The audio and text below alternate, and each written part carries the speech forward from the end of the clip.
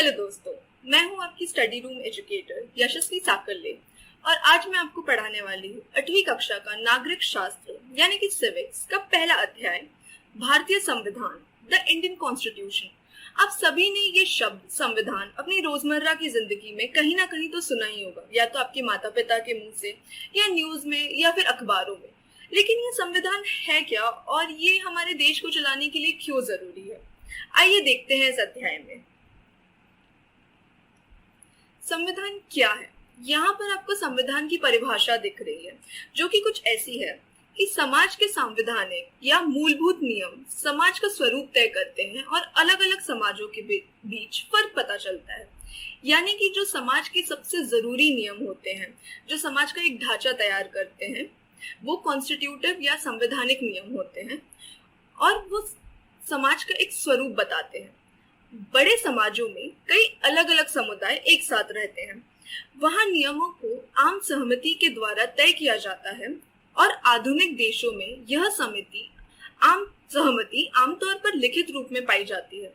जिस दस्तावेज में हमें ऐसे नियम मिलते हैं उसे संविधान कहा जाता है। यानी कि जो भी डॉक्यूमेंट में यानी कि दस्तावेज में ये सब नियम हम लिखते हैं जिसके हिसाब से हमारा समाज चल सके, उसे ही संविधान कहते हैं।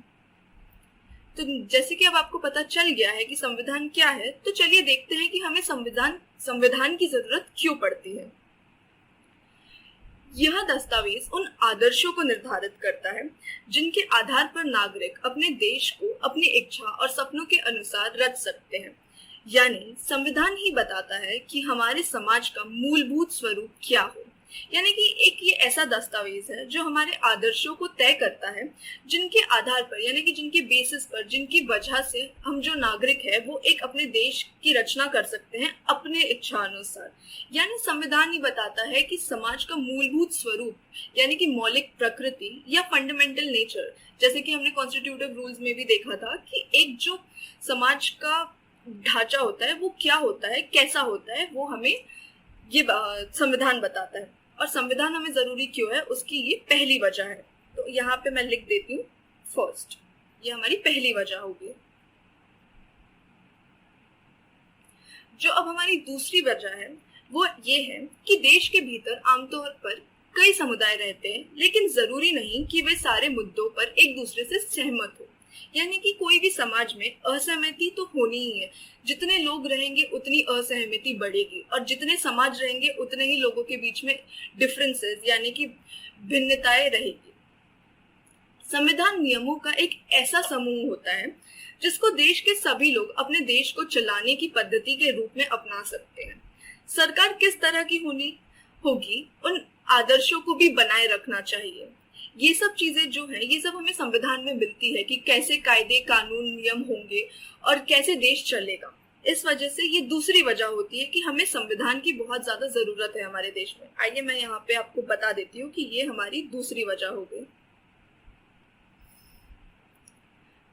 अब मैं आपको एक कहानी बताने वाली हूँ नेपाल में लोकतंत्र के लिए जनसंघर्ष की। नेपाल आप लोगों को सभी को पता ही होगा, जो देश है वो हमारे साथ सीमा शेयर करता है, बांटता है उत्तर प्रदेश और बिहार की ओर।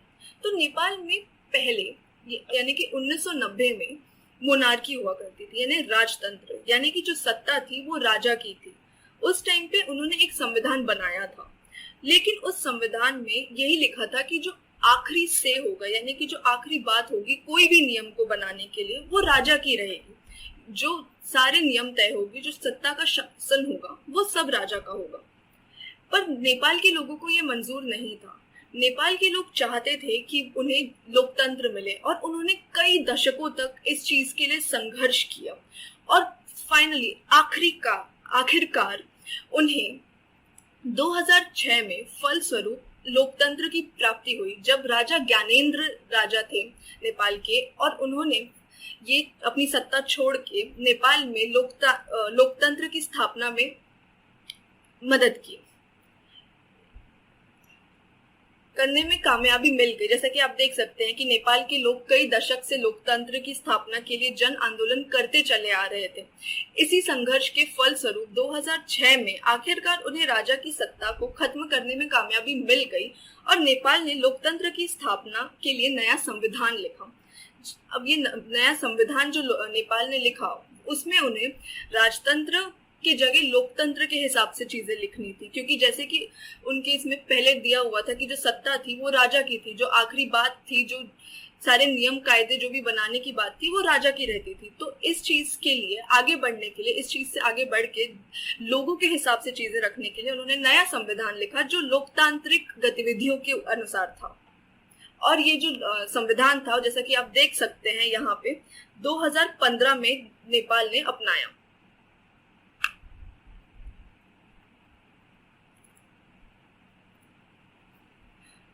अब आपने पहली दो वजहें तो देख ली कि हमें संविधान क्यों चाहिए रहता है। जो तीसरी वजह है हमारे संविधान की जरूरत की, वो यह है कि यह देश की राजनीतिक व्यवस्था को तय करती है। यानी कि जैसा कि आपने नेपाल में देखा, पहले वहां पे राजतंत्र था, फिर लोकतंत्र आया। तो जो ये चीजें थी कि राजतंत्र रहेगा या लोकतंत्र रहेगा, ये सब संविधान में लिखी गई थी। उदाहरण जैसे कि आप इसमें पढ़ सकते हैं कि नेपाल के पुराने संविधान में कहा गया था कि देश के शासन की बागडोर राजा और मंत्री परिषद के हाथ में रहेगी। लोकतंत्र में हम अपने नेता खुद चुनते हैं ताकि हमारी ओर से वे सत्ता की जिम्मेदारी के साथ इस्तेमाल कर सके। तो ये हो गई आपकी तीसरी वजह।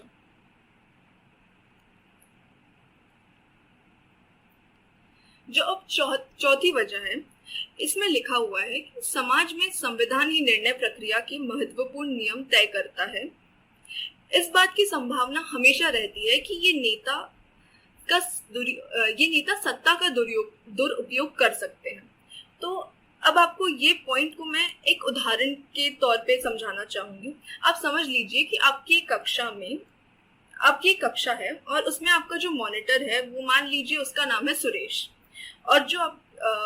और उसका ना एक दुश्मन है क्लास में, अनिल। और आपकी जो टीचर है, जो आपकी अध्यापिका है, उसको किसी कारणवश क्लास छोड़ के जाना पड़ता है और वो पूरी क्लास की बागडोर सुरेश के हाथ में थमा देती है, क्योंकि वो मॉनिटर है। और वो बोलती है कि अगर कोई भी कुछ भी करे तो आप मुझे बताइएगा, मैं आप उसको पनिशमेंट दूंगी। तो जैसे कि मैंने आपको पहले ही बताया कि सुरेश को अपना सहपाठी अनिल नहीं पसंद है, तो वो अपने पावर का, अपनी शक्तियों का गलत यूज करके, गलत इस्तेमाल करके ये जरूर बोल सकता है कि क्लास में नाम लिख दिया और ये बोल दिया कि अनिल क्लास में मस्ती कर रहा था। तो जब टीचर आएगी, जब अध्यापिका आएगी, तो वो तो मॉनिटर की बात मानेगी ही। तो ऐसे ही कुछ दुरुपयोग ना हो अपने पावर का, अपनी शक्तियों का, ये जो नेता है वो ऐसा कुछ दुरुपयोग ना करे, उसके लिए संविधान बहुत जरूरी है और इससे बचाव का उपाय भी संविधान में मिलता है। तो अभी हमने आपको बताया, तो ये है हमारा चौथी वजह कि क्यों हमें संविधान की जरूरत पड़ती है। अब है हमारी पांचवी वजह कि संविधान यह सुनिश्चित करता है कि कोई भी ताकतवर समूह किसी कम ताकतवर समूह या लोगों के खिलाफ अपनी ताकत का इस्तेमाल ना करे। तो चलिए अब इसको भी मैं आपको आसान शब्दों में समझाने के लिए एक उदाहरण ले लेती हूँ। फिर से आप मान लीजिए कि आप लोग अपनी कक्षा में हैं, पर आपकी कक्षा में जो बॉयज हैं, जो लड़के हैं, उनकी संख्या ज्यादा है, वो बहुसंख्यक है, और जो लड़कियां हैं उनकी संख्या थोड़ी कम है, यानी कि वो अल्पसंख्यक है। पर जब गेम्स पीरियड होता है तो लड़कियों की इच्छा रहती है कि उन्हें बास्केटबॉल खेलना है, बट लड़कों की इच्छा रहती है कि उन्हें क्रिकेट खेलना है। तो जब ये आपस में टकराते हैं या दुविधा होती है तो वो अपने टीचर के पास जाते हैं, अपनी अध्यापिका के पास जाते हैं। तो उनकी अध्यापिका उन्हें बोलती है कि आप हाथ खड़े कीजिए, किस किस को क्रिकेट खेलना है और किस किस को बास्केटबॉल खेलना है। तो जब क्रिकेट की बारी आती है तब सारे लड़के हाथ उठा देते हैं और बास्केटबॉल में सिर्फ लड़कियां हाथ उठाती है। तो इसकी वजह से ये तय हो जाता है कि क्रिकेट ही खेला जाएगा। लेकिन ये लड़कियों के खिलाफ है, ये गलत है उनके साथ जो हुआ, क्योंकि उनकी संख्या कम है। तो ऐसा तो है नहीं कि उनकी इच्छा नहीं माननी चाहिए।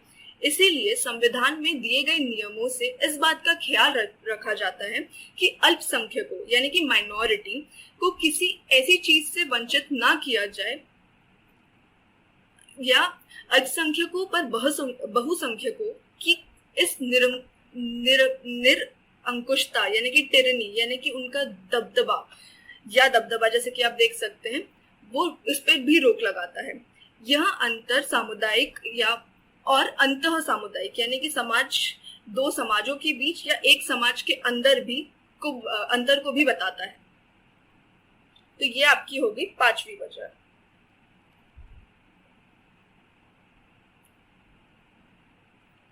अब एक और वजह जो है वो ये है कि संविधान हमें अपने आप से भी बचाता है। अब आप ये सोचेंगे कि ऐसा कैसे हो सकता है कि संविधान हमें खुद से कैसे बचा सकता है। चलिए, इसका भी मेरे पास आपके लिए एक उदाहरण है।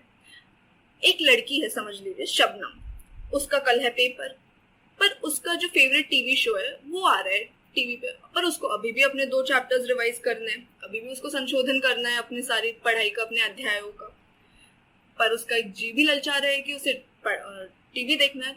तो वो क्या करे? क्या वो टीवी देखे या वो पढ़ाई करे?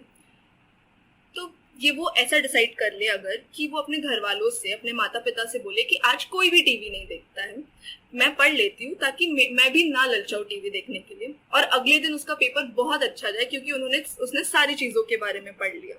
तो संविधान भी कुछ इसी तरह हमारी मदद करता है। तो कई बार हम किसी मुद्दे पर बहुत तीखे ढंग से सोचने लगते हैं।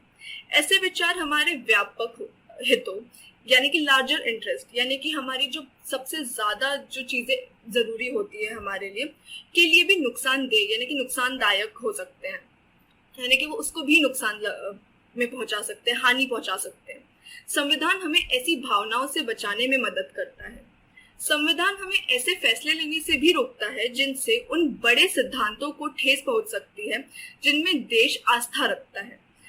आप जैसे कि ये बड़े सिद्धांत जो हो गए कि आप समझ लीजिए कि हमारा देश लोकतंत्र के ऊपर विश्वास रखता है और हमारे संविधान में ऐसा कोई वो है ही नहीं कि जिसकी वजह से लोकतंत्र चलते रहे।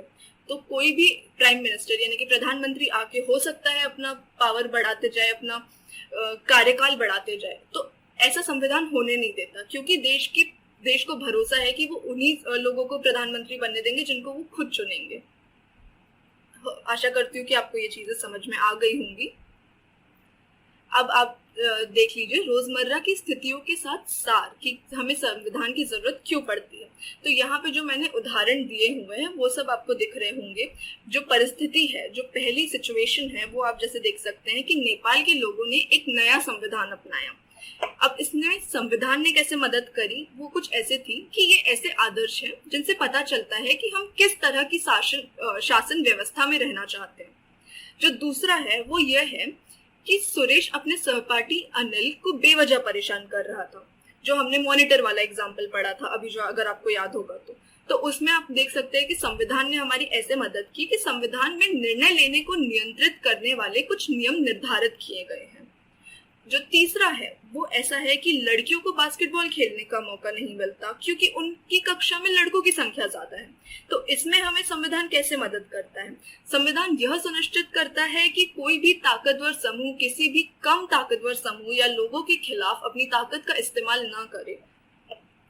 और आखिरकार ये जो शबनम का मैंने आपको उदाहरण दिया था कि शबनम ने टीवी देखने की बजाय अपने अध्यायों का दोहराने का फैसला लिया। संविधान हमें अपने आप से बचाता है इसी तरह जैसे कि शबनम ने खुद को बचाया।